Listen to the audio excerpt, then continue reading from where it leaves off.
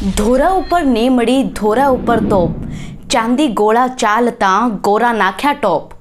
ચૂરો ચમક ચાંદી હોયો चांदी गोला दाग, दाग चूरू लाग्यो नहीं गयो बिकाणो भाग। ये कहावत तब मशहूर हुई जब चूरू ने चांदी की गोले दागे और अंग्रेजों के साथ ही बीकानेर को खदेड़ कर रख दिया। इससे चूरू का सर गौरव से हमेशा हमेशा के लिए ऊंचा हो गया। दोस्तों, राजस्थान के इतिहास में चूरू और बीकानेर का ये युद्ध बड़ा ही मशहूर रहा। इस युद्ध के बारे में दो कहानियां बताई जाती है।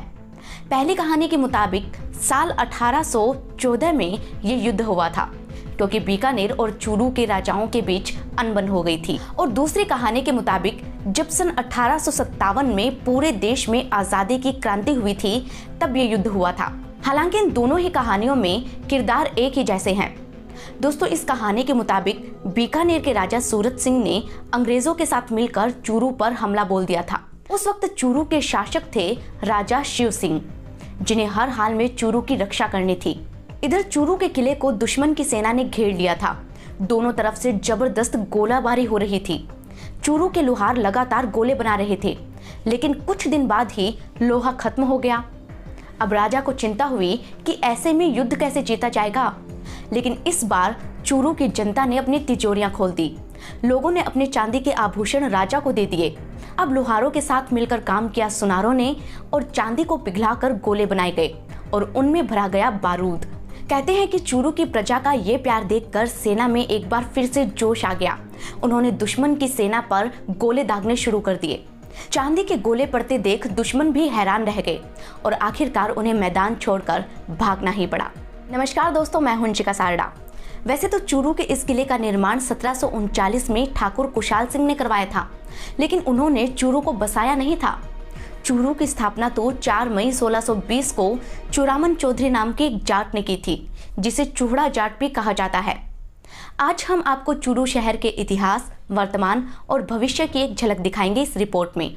लेकिन इसे पूरा देखने से पहले आप मेरे फेसबुक पेज को याद से लाइक कर लें और यूट्यूब चैनल को जरूर से सब्सक्राइब कर लें। दोस्तों, जिस तरह से तारानगर के इतिहास के बारे में अलग अलग कहानियां सुनने को मिलती है, उसी तरह से चूरू के बारे में भी अलग अलग कहानियां कही जाती है।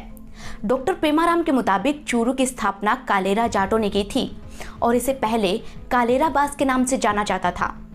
खैर, स्थापना हुई 1620 में। फिर यहाँ पर अलग अलग शासकों ने शासन किया। 18वीं सदी में ठाकुर कुशाल सिंह और उनके वंशजों ने यहाँ शासन किया और साल 1871 में यानी कि 19वीं सदी में चूरू बीकानेर रियासत का हिस्सा बन गया। देश की आज़ादी के साथ ही चूरू से भी राजशाही खत्म हो गई और 20वीं सदी में चूरू बन गया जिला। साल 1948 में तारानगर, राजगढ़ और चूरू, इन तीनों तहसीलों को मिलाकर एक जिला बनाया गया, जिसे चूरू जिला कहा गया। सुजानगढ़, रतनगढ़ और सरदार शहर आदि तहसीलों को इसका हिस्सा बाद में बनाया गया। दोस्तों, चूरू राजस्थान का एकमात्र ऐसा जिला है जहां पर सिर्फ धोरे ही धोरे हैं और एक भी नदी नहीं है। ये चारों तरफ से लैंडलॉक है। इसे थार का प्रवेश द्वार भी कहा जाता है। लेकिन इस द्वार में प्रवेश करते ही आपको दिखेगा एक खूबसूरत शहर, जिसमें है खूबसूरत हवेलियाँ। यहाँ की सुराणा हवेली तो 6 मंजिला है और उसमें 1100 खिड़कियाँ दरवाजे हैं, यानी कि हवा महल से भी ज्यादा। इसके अलावा खेमका, कोठारी, कन्हैयालाल बागला और दानमल चोपड़ा की हवेली भी यहाँ की विरासतों में गिनी जाती है। दोस्तों, कहते हैं कि 8 खंभों की छतरी पूरे राजस्थान में सिर्फ महाराणा प्रताप की ही है, लेकिन चूरू की सेठ की छतरी भी 8 खंभों की छतरी है। शहर के बीचों बीच एक सफेद घंटाघर है, जिसका निर्माण करीब 60 साल पहले लालजी सिंघी की स्मृति में करवाया गया था।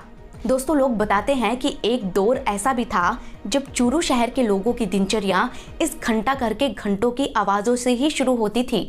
सुबह उठने से लेकर रात को सोने के अलावा दिन में कहीं पर भी ट्रेन या फिर बस का सफ़र करना होना या फिर दूसरे गांव जाना हो, लोग इसके घंटों की आवाज़ से ही वक्त का अंदाज़ा लगाते थे और इसकी आवाज़ पूरे शहर में सुनाई देती थी। तो दोस्तों, ये तो बात हुई चूरू के इतिहास की। अब बात करें वर्तमान की, तो वक्त के साथ साथ आबादी बढ़ी और चूरू नगर परिषद बन गया। यहाँ पर कई सारे सरकारी कॉलेज बने, अच्छी स्कूलें बनी और चूरू का विकास होता चला गया। फिलहाल चूरू जिले में 6 तहसीलें हैं और आसपास कई सारे गांव हैं, जिनमें गादसर, देपालसर, सहजूसर आदि प्रमुख हैं। हालांकि पूरे जिले की बात करें तो 900 से भी ज्यादा गांव इसमें शामिल है। दोस्तों, राजस्थान में चूरू इकलौता ऐसा जिला है जहां पर कोई नदी नहीं है। पूरे देश में गर्मी के मौसम में सबसे ज्यादा गर्म इलाका रहता है ये, और सर्दी के मौसम में सबसे ठंडा रहता है। चारों तरफ रेतीले धोरे ऐसे जो हवा के साथ अपनी जगह बदलते रहते हैं। लेकिन कुदरत की इस नाइंसाफी के बावजूद भी इस इलाके में शांति और खुशियां भरपूर है। चूरू के लोग हमेशा से ही समृद्ध रहे हैं। हाथ की कारीगरी, लाख की चूड़ियों के व्यापार के साथ ही यहाँ पर ग्रेनाइट का व्यापार भी किया जाता है। खेती की अगर बात करें तो बाजरा, मोठ, मूंगफली और गवार यहाँ पर बहुत ज्यादा उगाया जाता है। यहाँ पर रेलवे कनेक्टिविटी भी है, जिससे आप दिल्ली, जयपुर, बीकानेर कहीं भी जा सकते हैं। ये शहर दिल्ली से 250 किलोमीटर और बीकानेर से 180 किलोमीटर दूर पड़ता है। चूरू की संस्कृति भी कई रंगों से रंगी हुई है। यहाँ का कबूतरी नृत्य और चंग उत्सव देखने के लिए लोग दूर दूर से आते हैं। ठहरने के लिए यहाँ पर कई बड़े बड़े होटल्स हैं, लेकिन मालजी के कमरे की बात ही अलग है। कहते हैं कि चूरू के सबसे ऊंचे नीमड़ी धोरे को काटकर यहाँ पर मालजी का कमरा बनवाया गया था।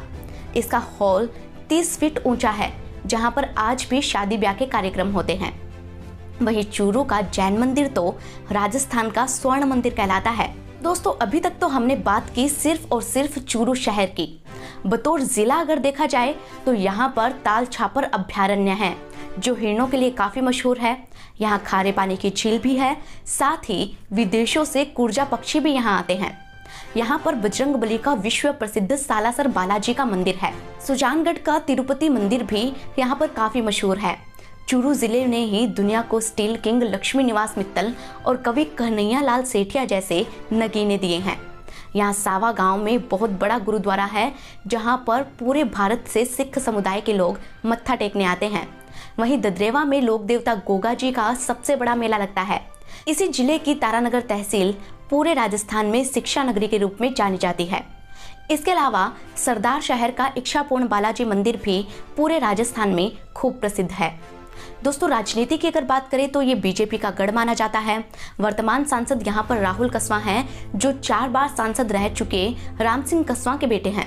चूरू के विधायक भी बीजेपी के ही हैं, जिनका नाम है राजेंद्र सिंह राठौड़।